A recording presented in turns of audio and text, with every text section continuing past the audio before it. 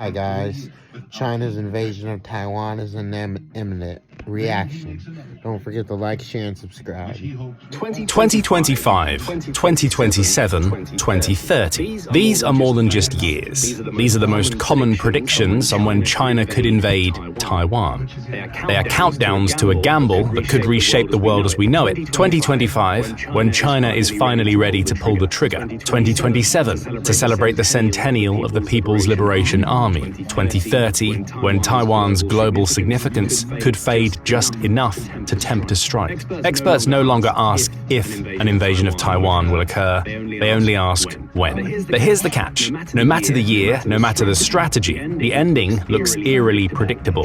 China ends in ruins. This is how a Chinese invasion of Taiwan could lead to a collapse, both for the aggressor and the global order. Now, China knows the stakes. That's why it spent decades preparing, pouring billions into its military. Beijing's intentions are clear, but so are the risks. An invasion of Taiwan will be the most complex military operation in modern history. And yet with all the risks laid bare, Beijing refuses to back down. Why? Why cling so tightly to Taiwan despite the dangers? The answer lies in understanding what Taiwan represents to China and why giving up on it is simply not an option. To China, Taiwan isn't just a stretch of land across the strait. It's a scar from history that refuses to fade. Beijing sees Taiwan as a renegade province, a piece of its territory unjustly torn away, and the Chinese Communist Party, the CCP, has practically anchored its legitimacy to the idea of reclaiming it. Since the establishment of the People's Republic of China in 1949, Taiwan has stood as a glaring reminder of the CCP's unfinished business. It's the one that got away, a sovereign government and 23 million people who've not only resisted Beijing's control, but thrived in defiance of it. For Xi Jinping, China's president, Taiwan is the essence of his grand vision. National rejuvenation, as he calls it, can't happen without unification. It's a promise that the CCP has dangled in front of its people for decades, a promise that could very well bring the CCP to its knees, but more on that later. For now, let's peel back the layers of this ideological obsession and expose what might truly be driving China's fixation on Taiwan, its economy. You see, Taiwan isn't just some rebellious island defying the Chinese rule. It's an economic powerhouse that could supercharge Beijing's ambitions of overtaking the United States as the dominant global power. Control of Taiwan wouldn't just fulfill a symbolic dream, it would hand China the keys to a treasure trove of resources, industries, and geopolitical leverage.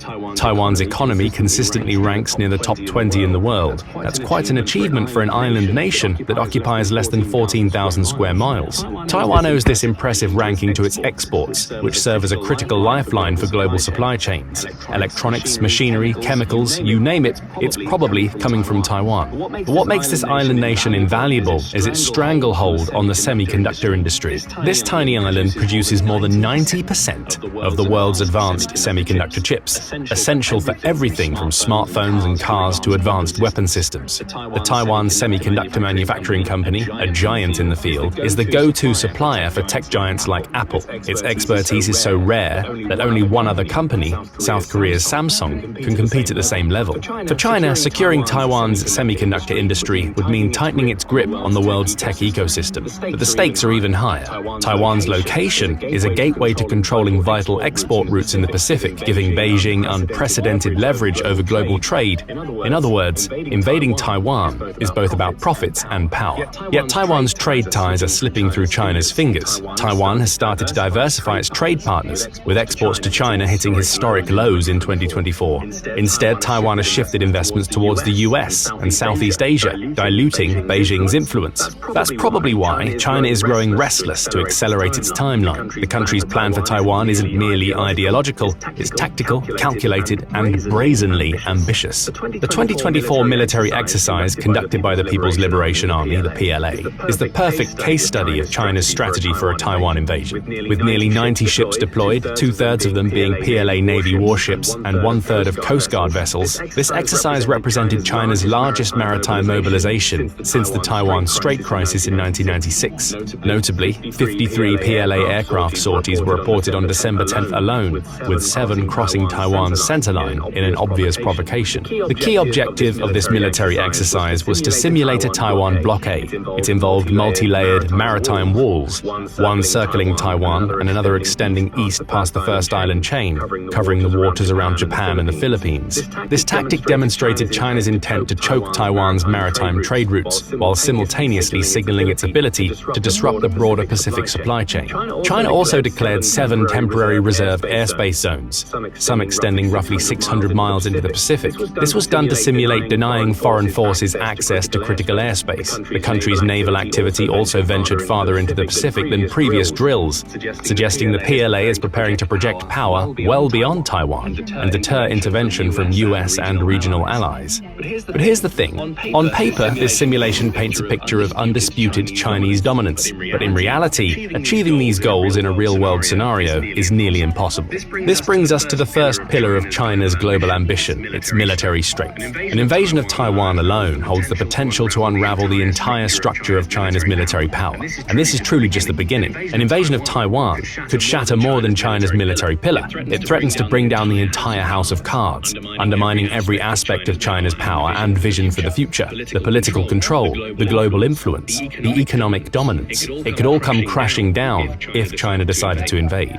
Let's start with the military. With Russia outright embarrassing itself in Ukraine, China is now widely regarded as the second strongest military in the world, trailing only after the US, and truthfully, there's some merit to this claim. In 2024, China ranked first in the world based on the number of active duty soldiers. It has more than 2 million. That's almost 10 times more than Taiwan's 215,000 strong army. Besides the sheer size of China's armed forces, its expanding technological edge and its growing presence in key military sectors all point to a nation that's making enormous strides in projecting power. Take the Chinese Navy as an example. The PLA Navy became the second largest in the world by tonnage and has produced some truly ambitious naval assets. It's safe to say that these naval assets are a direct challenge to Western influence in the Indo-Pacific region. With a fleet that includes cutting-edge vessels such as the Fujian aircraft carrier and the Type 076 amphibious assault ship, China is laying the groundwork for an unprecedented capacity to project military force, particularly in regions like Taiwan. The Fujian, China's most advanced aircraft carrier, is a notable achievement in its own right.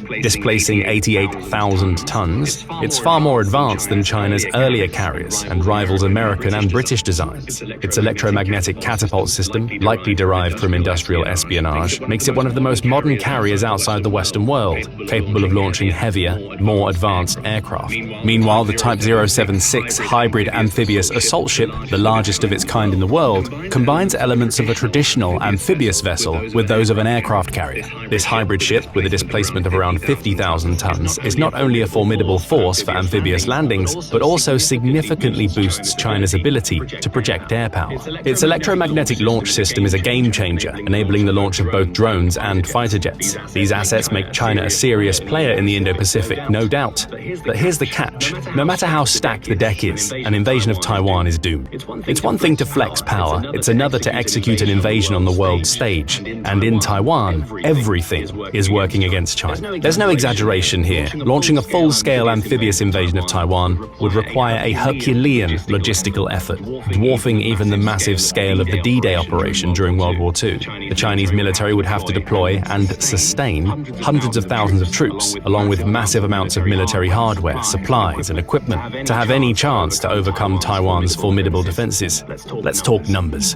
Foreign analysts estimate that China would attempt to land up to 400,000 soldiers across several beaches and potentially airfields. For comparison, D-Day, the largest amphibious invasion in history, saw the successful landing of around 130,000 Allied troops in just one day. The PLA would need a much larger force, facing the challenges of more difficult terrain, stronger defenses, and a smaller window for success. Some estimates even put the number of troops necessary for a successful invasion at 2 million. Yep, you heard that right. That's more soldiers than most countries even have in their ranks.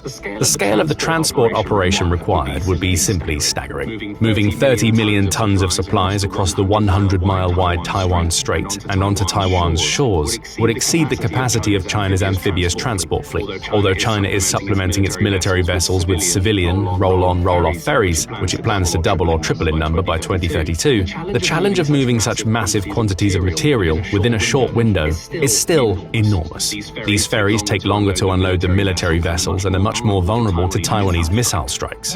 The same goes for specialized landing ships China is developing. These barge-like vessels with extendable ramps might be capable of crossing shallow mud flats and unloading tanks, but but they are still vulnerable to enemy fire. That's why their construction, while a step forward, doesn't solve the problem of delivering heavy military equipment rapidly, especially in rough sea conditions. Civilian ships would also be required to fill the gap.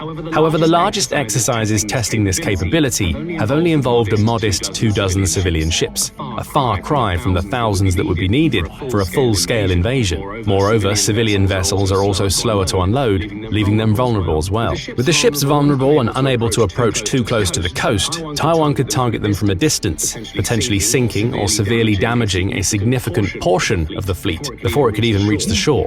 Taiwan's mobile missile launchers, minefields, and other anti-landing defenses could further complicate matters for the PLA. To make matters even worse for China, even Mother Nature is on Taiwan's side. The Taiwan coastline is a treacherous maze for invaders. Cliffs that tower over the shore, mudflats that could swallow just about everything, and tightly packed urban zones.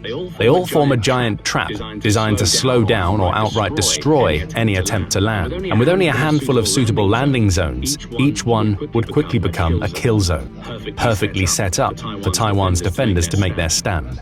Then there's the weather. The Taiwan Strait isn't some placid body of water. It's a raging, unpredictable beast, heavily influenced by the Asian monsoon system. Tropical storms are a regular threat, and climate change is making them even fiercer.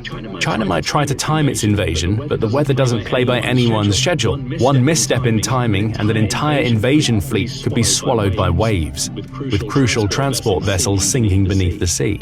Even when the weather cooperates, strong winds and rough seas could turn a carefully planned assault into a logistical disaster. Simply put, the invaders will be at the mercy of the elements. But even if you take the weather out of the question, the execution of such a large-scale amphibious assault would quickly become a nightmare. Just imagine trying to synchronize thousands of ships, planes, and soldiers, each with its own mission, but all needing to move in perfect unison. China's largest amphibious drills have only involved a fraction of the forces required for an actual invasion. That's why the real-life coordination complexity alone could bring the operation to a screeching halt. And it's not just about moving ships across the Taiwan Strait. China would have to coordinate military and civilian vessels, ensuring that soldiers and equipment hit the beaches at the same time while under heavy fire, while also dealing with the chaos of enemy missiles, airstrikes, and sabotage. This is a scale and intensity China's joint operations have never faced. Their military hasn't been tested in anything approaching the level of modern warfare required for this type of operation. Then there's Taiwan's defense. The island nation has fortified its beaches with anti-landing mines, anti-ship missiles, and spike barriers that would make any large-scale landing feel like a death sentence.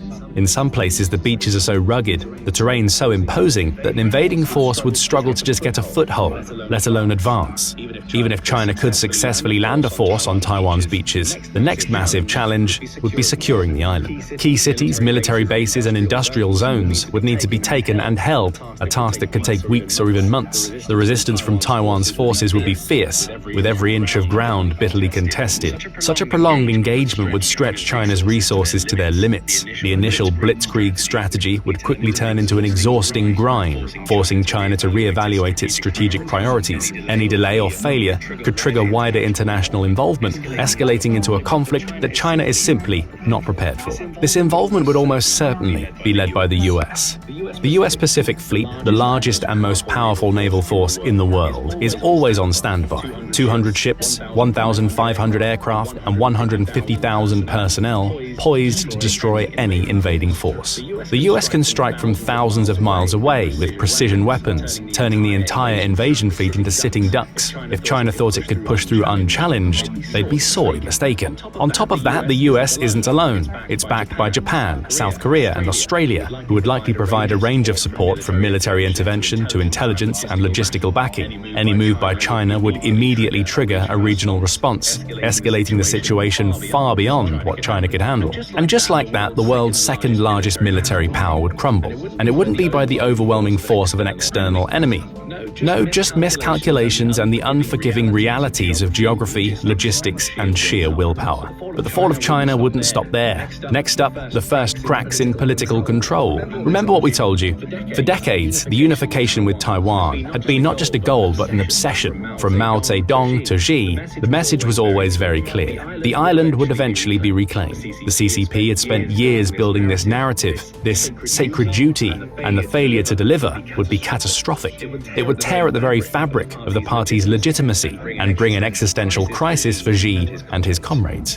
China's political system, built on absolute control, would struggle to spin this into anything resembling a win. The CCP could simply not afford to admit defeat. Instead, the narrative would shift to a desperate attempt to save face, claiming a strategic victory, but no amount of propaganda would disguise the stark reality. Then the economic impact would hit like a wrecking ball. Bloomberg Economics had already estimated that a full-scale war over Taiwan could deal China a massive blow, a 16.7% blow to its GDP to be precise.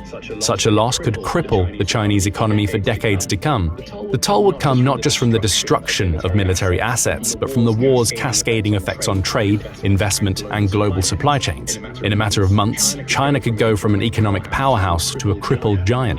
Even if China managed to pull off a blockade of Taiwan, the cost would be too high to bear. In the first year alone, China's economy would face an estimated 8.9% decline in GDP. And yet the full extent of the damage wouldn't just be economic. The CCP's ability to project influence on the global stage would also be shattered. Once seen as an emerging superpower, capable of bending global markets to its will, China would be locked into an isolated, hostile standoff with the West. Its Belt and Road Initiative, which had been an ambitious symbol of China's global reach, would become nothing but a relic. The world would simply turn its back on China. And for China, the global consequences would be just the beginning of an internal struggle. Politicians and generals would point fingers, trying to shift blame. Ordinary citizens, disillusioned by years of empty promises, might begin to question the very foundation of CCP rule. Would Xi survive this humiliation? Could he maintain control over a fractured party? Could the CCP preserve its grip on power, or would the people demand something else, a reckoning? There are just so many questions, and none of the answers appear promising for China. In the wake of military failure, economic collapse, and global upheaval,